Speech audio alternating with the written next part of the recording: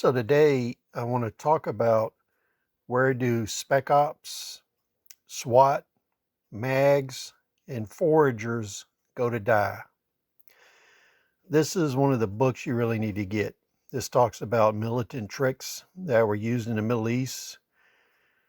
John Poole is the author. It gives a lot of tactics that militants use, but also gives a lot of tactics to be used against militants. One of the illustrations in here is key, and it shows you exactly how different forces kill Spec Ops teams, SWAT teams, in foraging operations.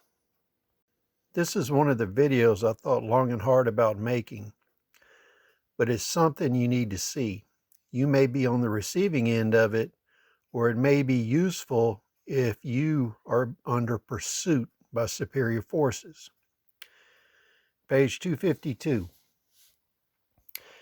This is what a city looks like on a tactical map. And you'll notice in the middle of it with the hash, that's where the kill house is built. Now, when you look at this detail photo, this is what's called a headquarters trap. We always called things like this a kill house, and this is not a training op. This is a house that you set up to kill a superior enemy force. A two-story building is ideal, or a single story with a basement. That way you can form egresses. And what you do is during the day, you maintain operations in this building to make it appear to be a normal house, a normal headquarters, a normal gas station, whatever it is. And then this is what you do with the first floor. So it works best if you use two corners and you use concertina wire or barbed wire, and you're going to build an emplacement, and we'll show you a detail of that later. Now in here, this is a military op, so it shows you where claymores are put. Several things that I've gotten from SWAT teams while building them weapons in the past is there are non-explosive traps that work equally well.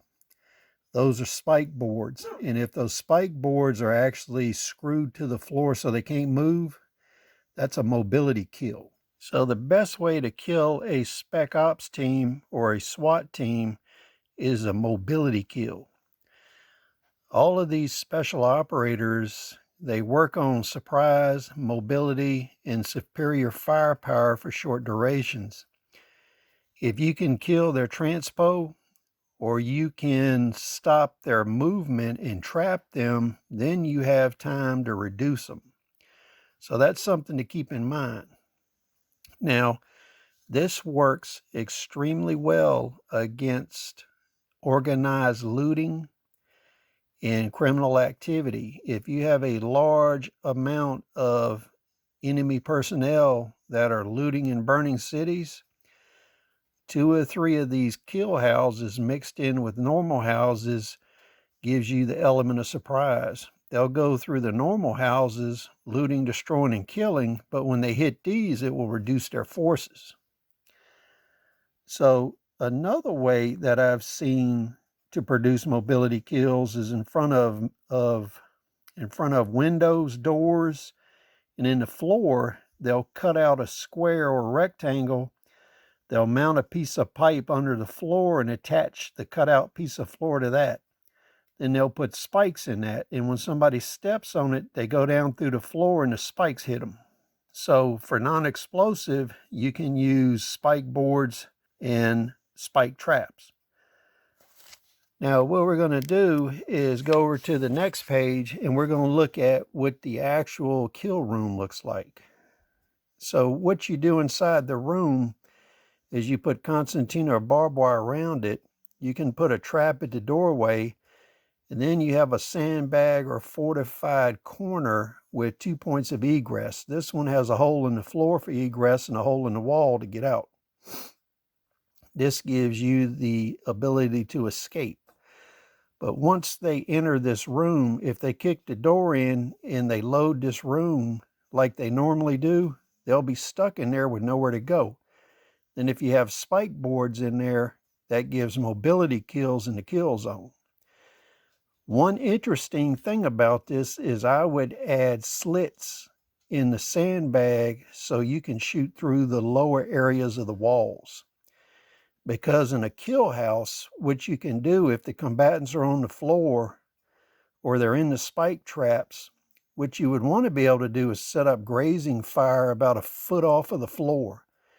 And with a 7.62 NATO weapon or 7.62 by 54R automatic weapon or even a Morrison Nogant, you could actually fire through the walls and it would go through the entire house. And your other position on the other side of the house is fortified like this, so that fire is not going to affect it whatsoever. The way this ambush is set up, both kill rooms in this building are set up so that you can fire anywhere you want and you're not going to hit each other during a firefight.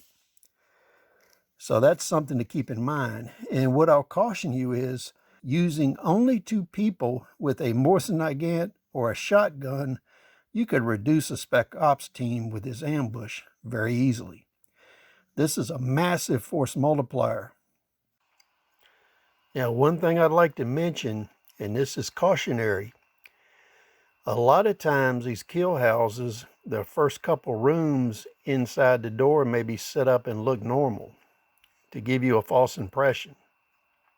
If you ever enter a building and you suspect that this is a kill house or a kill building, your best option is to pull back out of the building and burn it to the ground. It's not worth going in one if you know it's a kill house. If you go in and they hadn't sprung the trap, back out. That's the best advice I can give you. We'll see you on the next video.